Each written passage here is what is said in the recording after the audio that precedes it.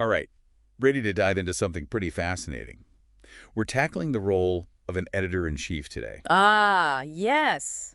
We've been feeding RoleCatcher a lot of info lately, Right. and it seems like this editor-in-chief gig has really caught your attention. It has. It has. But let's be clear, we're not talking about some dusty old stereotype, right? This isn't just about deadlines and red pens. No, no, not at all. We're talking about shaping the very essence of a publication, its heartbeat. Absolutely. You're crafting the narrative, setting the tone, almost like you said, breathing life into its soul. Exactly. A position of incredible influence, wouldn't you say? No doubt.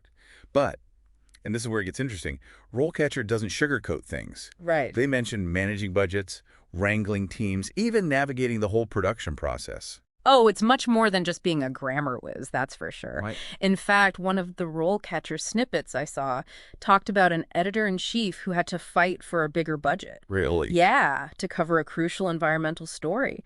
They saw the impact it could have, the awareness it could raise, Wow. and they went to bat for it. That's leadership, That's seeing beyond just the words on a page. That's a fantastic example. Okay, I'm already seeing how this role goes way beyond just, comma placement and all that. It's about strategy, leadership, even a bit of, financial maneuvering. So how does someone even begin to climb this mountain? Well, it's a journey, that's for sure. RoleCatcher actually does a nice job of laying out the typical career ladder. You start as a junior editor, then climb to associate, then senior, and finally you reach the coveted editor-in-chief position.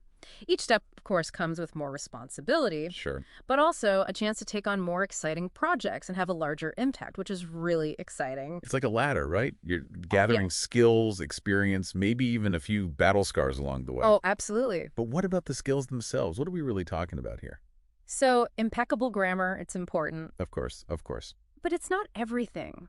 RoleCatcher really highlights leadership and digital savvy as absolute must-haves these days. Makes sense.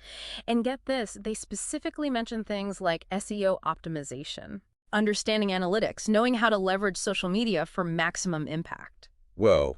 So you need to be fluent in the language of the internet, but also a master storyteller. Exactly, exactly. And it's a constantly shifting landscape. In fact, one of the things that RoleCatcher points out is this need for continuous learning. Right, right. Always be learning. They even highlight specific resources for staying ahead of the curve. Oh, hold on. Tell me more about these resources. What kind of insider knowledge did you find? Well, they point to organizations like the American Society of Journalists and Authors. Okay. Fantastic networking hub for anyone in the field, really. Networking. So important. I always say journalism is as much about who you know as what you know. 100%. Building those relationships is crucial. And for anyone interested in investigative work, they highlight the Global Investigative Journalism Network. Okay. A treasure trove of resources and connections. Okay, so say someone's listening to this right now, and they're completely on board, right? Yeah. They're ready to chase this editor-in-chief dream. What's your #1 piece of advice for them? Where should they focus their energy right now? Two things. First, treat your portfolio like it's your baby. Okay, yeah, Showcase your absolute best work, even if it was for your college newspaper right. or even a personal blog. Just put your best foot forward. And second, start following industry leaders today. Analyze their strategies, understand their voice. You're not just passively consuming content anymore. You're actively studying for your dream job. That is gold. Mm-hmm. Now, we love to leave our listeners with a little something to ponder, a thought to spark further exploration, Of course. So, what's your parting shot for today? Well, RoleCatcher, they focus on traditional media, which is, of course, incredibly important. But it does beg the question, what does the future hold? Right.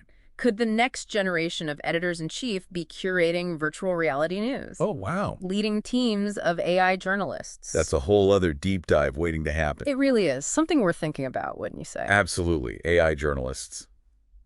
Now, that's a whole other deep dive waiting to happen. But you're right, the future of media is full of surprises. Speaking of surprises, RoleCatcher gets into the nitty-gritty of the editor-in-chief's daily life.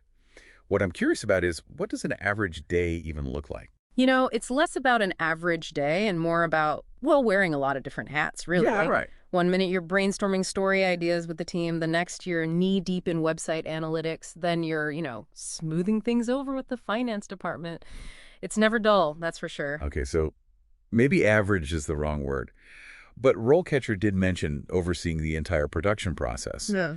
So from brainstorming all the way to hitting that publish button, what does that actually look like, in the real world? Well, one example from RoleCatcher really stuck with me. They talked about an editor-in-chief who had to make a tough call. Oh. A last-minute call on a major story. There were conflicting facts, tight deadlines, Yeah. and everyone was looking to them for a decision. They had to weigh the risks, trust their gut, ultimately be the one to say yes or no. That's a lot of pressure. Yeah. So it's not just about having a good eye for grammar, but also being able to make those split-second high-stakes decisions. Yeah. What other skills did RoleCatcher highlight? One that might surprise you is diplomacy. Diplomacy. Oh, absolutely. There's a lot of navigating different personalities, mediating creative disagreements, basically making sure everyone is rowing in the same direction, even if they have different ideas about how to get there. So you're like the Captain Andy, the counselor, right? Steering the ship while making sure the crew doesn't jump overboard. Makes sense why leadership is such a big deal for this role. But what about the work environment itself? Is it as intense as it sounds? It can be, definitely, especially in the world of breaking news. But what's fascinating? It's the camaraderie that often comes with it. One RoleCatcher snippet even described it as a shared passion. Oh, interesting. Everyone, from the writers to the designers, is working towards a common goal, and that creates a unique kind of energy, A shared passion, huh? Sounds like it takes a certain type of person to thrive in that kind of environment. Someone who loves the thrill of the news cycle and really thrives on collaboration. And, of course, someone who's incredibly tech-savvy. RoleCatcher did not hold back on the importance of digital skills for this role. Oh, absolutely not. It's not even a question anymore, is it? Today, an editor-in-chief needs to understand SEO, content management systems, how to engage an audience online. There was this one quote in RoleCatcher that really stuck with me. A good editor-in-chief needs to be fluent in both the language of traditional journalism and the language of the internet. Ooh, that's a fantastic quote. Okay, I'm really starting to see the full picture here. It's not just about words anymore. It's about understanding how those words live and breathe in a digital world. Which makes me think about the career path itself. RoleCatcher mentions starting as a junior editor. What does that actually involve? Think of it as the foundation, really. You're learning the ropes, supporting senior editors, Right. and probably fetching a lot of coffee, let's be real. But it's in those early years that you really hone your craft, Right. Fact-checking, researching, maybe even getting your feet wet with social media It's content. about proving yourself, right? Showing that you're not afraid of hard work and you have that deep respect for the craft. So you've put in your time, impress a lot of people. What's next? What does an associate editor do? This is where you start taking on more responsibility. You might manage a small team, maybe even get to assign some stories yourself. RoleCatcher highlighted a case where an associate editor pitched a story about, I think it was a local artist collective, and it ended up going viral. Wow, that's amazing. Yeah, it just goes to show that even in those early stages, you have the opportunity to make a real impact. That's fantastic. So you're not just editing anymore, you're starting to shape the editorial direction, even in a small way. What about the senior editor role? What does that jump look like? This is where you truly step into a leadership position. You're overseeing larger teams, maybe even entire sections of the publication. RoleCatcher really emphasized the importance of mentorship in this role. Okay, yeah. Guiding your team, nurturing their talents, fostering a really collaborative and creative environment. It sounds like the senior editor role is almost like a training ground for becoming the editor-in-chief, getting to experience that leadership aspect firsthand. What kind of things did RoleCatcher say were important for someone at that level? One interesting point they made was about the ability to see the bigger picture. Interesting. Senior editors need to think strategically, understanding how all the different pieces fit together and contribute to the overall success of the publication. They're also likely to be more involved in budgeting, resource allocation, collaborating with other departments. It's a big job. So by the time you reach that senior editor level, you're really in the thick of it. Big picture thinking, strategic planning, leading a team. Like the perfect stepping stone to becoming the editor-in-chief, right? Right. It really is. And speaking of the editor-in-chief, RoleCatcher gets real about some of the tougher aspects of the job. Oh, yeah, for sure. It's not all, glamorous photo shoots and award ceremony. Definitely not. But So let's talk about those challenges. What are some of the things aspiring editors-in-chief should be prepared for? one thing that stood out in RoleCatcher was this concept of managing up. Managing up. Yeah, so it's not just about managing your team, but also navigating the expectations and demands of, publishers, stakeholders, even the board of Oh, directors. I see. So you need to be able to handle those higher-up relationships, advocate for your vision, and sometimes make tough decisions that might not please everyone. Exactly. There's actually a story in RoleCatcher about an editor-in-chief who had to stand their ground.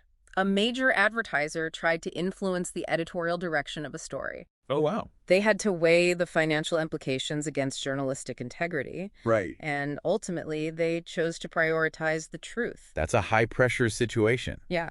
It sounds like having a strong backbone and a clear set of ethical guidelines is absolutely crucial in this role.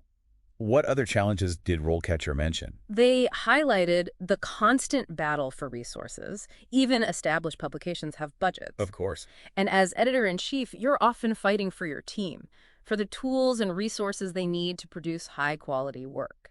So those negotiation skills we talked about earlier. Oh, they come into play big time. Yeah.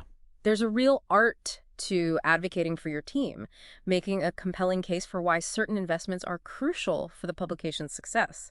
And then, of course, there's the ever-present pressure of deadlines. Right. Always those deadlines. News cycles are relentless, and you're the one ultimately responsible for making sure everything goes out accurately and on time. It sounds like a role that requires you to be cool under pressure, make quick decisions, have a knack for problem solving. Yeah. But amidst all the challenges, RoleCatcher also emphasized the immense satisfaction that comes with the job. Absolutely. There's nothing quite like seeing a story you've nurtured come to life and have a real impact on the world. RoleCatcher actually shared this anecdote about an editor-in-chief who oversaw a series on local environmental issues. Okay. And that series, it sparked a citywide movement. Wow. Led to policy changes, increased community engagement. That's the power of journalism. That's incredible. To know that your work can be a catalyst for positive change, that's amazing. It's not just about words on a page. It's about giving a voice to these important issues, inspiring people to take action. Now, we've talked a lot about the traditional path to becoming an editor-in-chief, but RoleCatcher also hinted at some less conventional routes. What did they have to say about that? It's interesting. They're seeing a growing trend of individuals with strong digital backgrounds rising to leadership positions in media. Really? Yeah. These might be people who started out in tech, marketing, even data analysis, but they have this deep understanding of how content is consumed and shared online. So it's not just about journalism school anymore. It's evolving. Of course, a strong foundation in journalism principles, that's essential. Right. But the ability to navigate the digital landscape, analyze data, understand online audiences, that's becoming equally crucial. RoleCatcher even suggests that future editors-in-chief might come from diverse backgrounds like design, technology, even the arts, bringing a fresh perspective to the world of media. That's fascinating. It sounds like the key takeaway here is to be adaptable, embrace new technologies, and never stop learning. Exactly. The media landscape is constantly evolving. Those who can adapt and innovate, they're going to be the ones shaping the future of news and storytelling. Well said. So as we wrap up our deep dive into the world of editors-in-chief, what's the one piece of advice you would give to our listeners, that aspiring media leader, eager to make their mark on the world? What would you tell them? I would say this: cultivate your curiosity. Read voraciously. Consume news from diverse sources, analyze different writing styles, and really truly develop your own voice. A good editor-in-chief, they're not only a skilled writer and leader, but they're also a passionate student of the world, always eager to learn and explore new perspectives. That's such a powerful message. To never lose that sense of wonder, that thirst for knowledge, because that's what fuels great storytelling. Absolutely. And remember, the journey of an editor-in-chief, it's about more than just climbing the career ladder. It's about using your platform to amplify important voices, to challenge the status quo, and to make a meaningful contribution to the world. What an inspiring note to end on. To all our listeners out there, those of you who are passionate about the power of storytelling, who dream of leading the next generation of media, we're cheering you on. Remember, the future of news is in your hands.